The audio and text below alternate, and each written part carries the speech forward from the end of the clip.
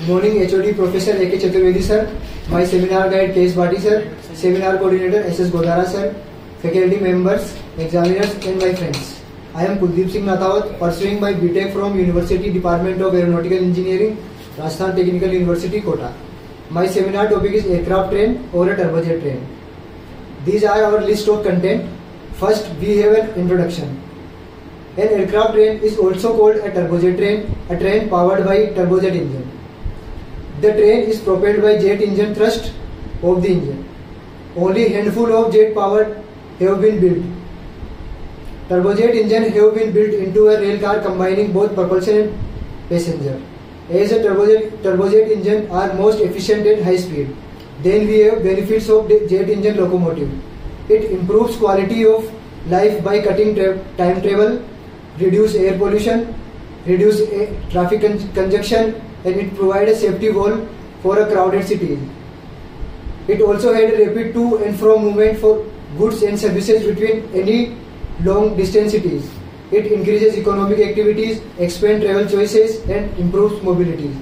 Now we will see some previous attempts on these trains. The first attempt was the M497 turbojet train. It used turbojet engine on a railroad. It was made in 1966 by New York Central Railroad. They streamlined a bird rail diesel car, added two General Electric Z4719 jet engine. Testing was performed on a 25-mile length. On July 2023, 1996, the train reached a speed of 296 km per hour.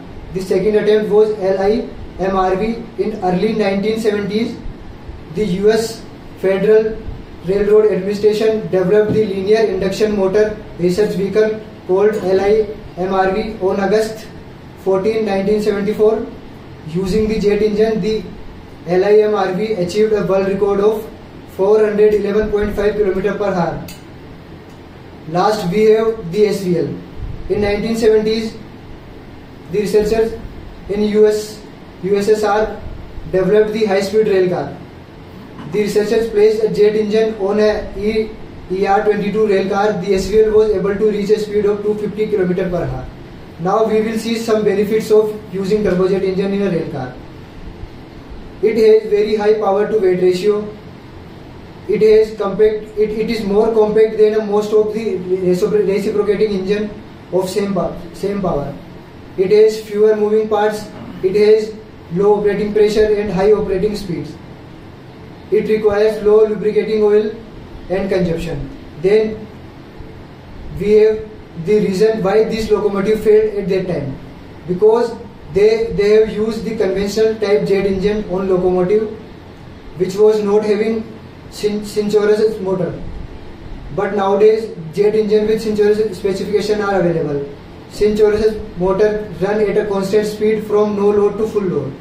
The next we have aerotrain. As the name suggests, it is the combination of aeroplane and a train.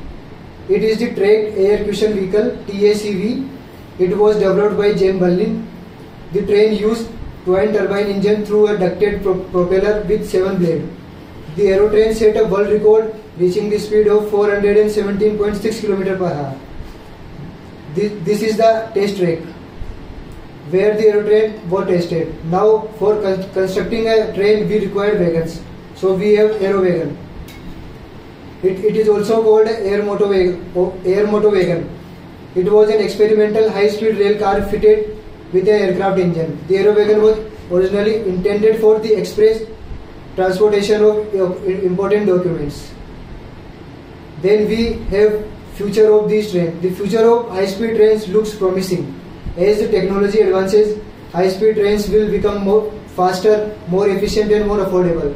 Some potential development include faster train. The train manufacturers are working on a developing trains that can travel speed over 400 km per hour.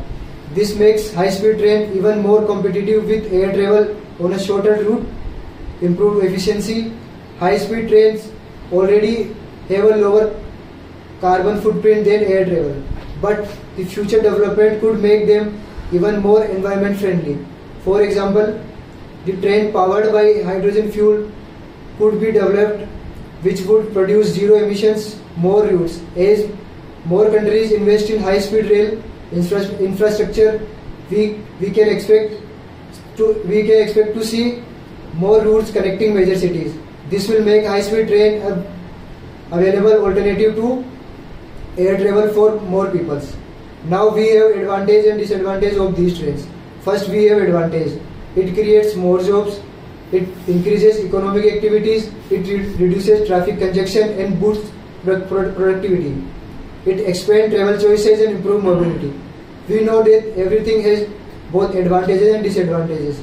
So here are some disadvantages.